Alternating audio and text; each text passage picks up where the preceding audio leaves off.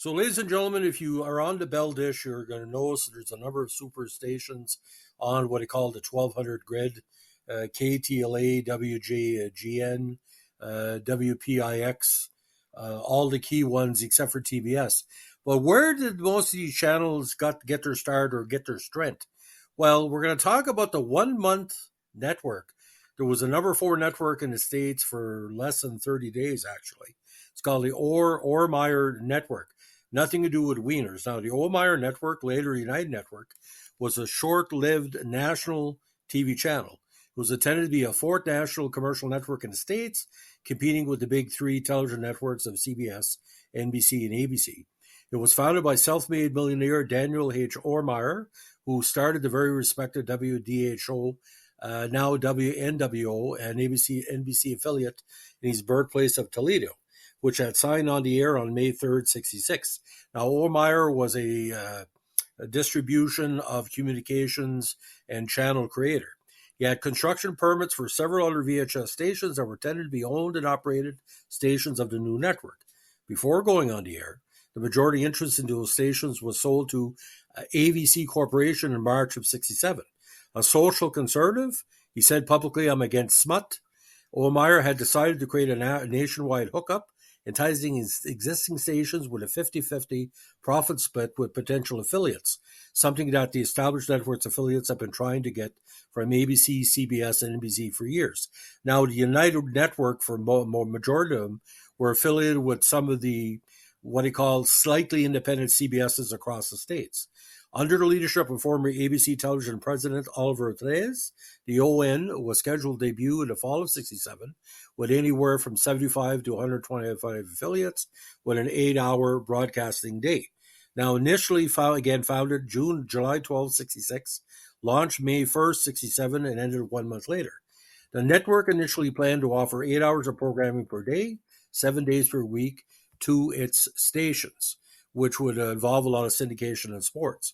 A daily news service from UPI would provide the station with news, cultural and sports programming, including Tales from the Great Book, an animated Bible series, and regional games of the Continental Football League, not the CFL, but the other CFL, were also planned. By July 1966, 35 stations had committed to affiliate with the new network. Now, before it went off the air, Overmyer was forced to sell a majority share to investors, although he remained a larger shareholder. In early 1967, he tried to persuade the Mutual Broadcasting System, which had toyed with the idea of their own net TV network in the late 40s in the what he called the multiple expansion, to engage in a merger of the two networks as a way to raise more money in the venture. The Mutual board turned thumbs down on a merger proposal, but 3 Mutual stockholders formed a separate group with 11 wealthy Western businessmen to buy out Overmyer. Rechristened the United Network, which used an uppercase U inside the television screen as the network's logo, the new network signed on the air on May 1st, 1967, with the very popular The Las Vegas Show on 106 stations.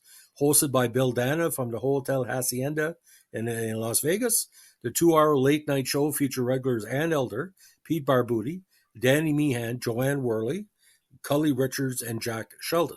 The network itself, except for a few independent stations in the larger markets, was mostly made up of CBS stations, which aired the Las Vegas show at 11:30 local time, tape delayed from the 11 p.m. start seen on United-only East Coast stations. The network called WPIX in New York and KHJ in Los Angeles their flagship stations, even though neither was owned by Overmyer United. Additionally, the WPIX broadcast was often delayed until the weekend due to their commitment to New York Yankees baseball. The network also lacked clearance in some large cities, including San Francisco, which was waiting for a KEMO to be approved by the FCC. Now, the average viewership for the Las Vegas show was a very impressive 2.6 million. Despite the hype, initially good reviews, and high-caliber guest stars, the United Network quickly started to bleed money. The transmission lines leased from AT&T, which was the main carrier for the TV network transmissions at the time, proved to be too expensive. Sources close to United also claimed that the network launch was too close to the end of the traditional broadcast season, when major sponsors were near the end of their advertising budgets. So the revenue stream was dry. Now, during the last days of operation, network president Trey's made an on-air appeal to potential sponsors, pointing out that airtime in the late Las Vegas show was a mere $6,000 a minute, barely a third of what NBC was charging for the Tonight Show. Both are showing the network disappeared after the June 1st broadcast. Some sources do say June 3rd or June 5th, but that's been lost in the midst of time. A notice was then sent to the network's 107 affiliate stations the first week of June.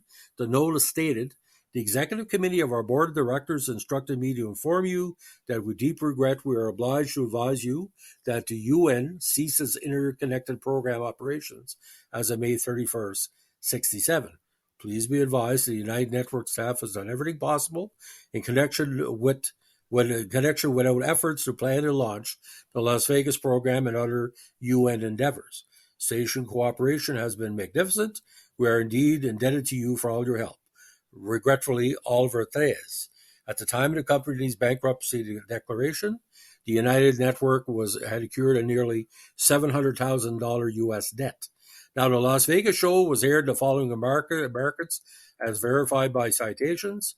Of course, WPIX, KHJ in LA, WGN in Chicago, WPHL in Philadelphia, WCCB in Charlotte, Chemo in San Francisco, WKBD in Detroit, WBMO in Atlanta, WDHO in Toledo, KTNT in Seattle, KZAZ in Tucson, KWGN in Denver, Waco in Pittsburgh, WMET in Baltimore, WTTG in Washington, KPOL in Phoenix, KICU in Visalia, Fresno, KLOC in Modesto, and KGDO in Ronsburg, Houston.